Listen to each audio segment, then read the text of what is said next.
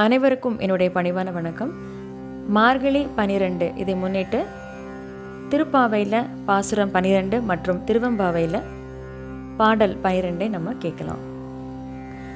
திருப்பாவை பாசுரம் 12.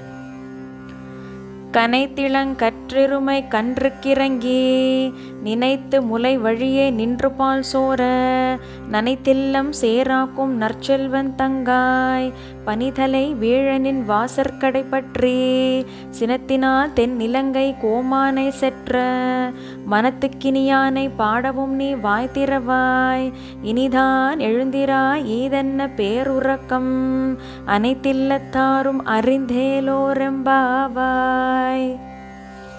திருவெம்பாவை பாடல் 12.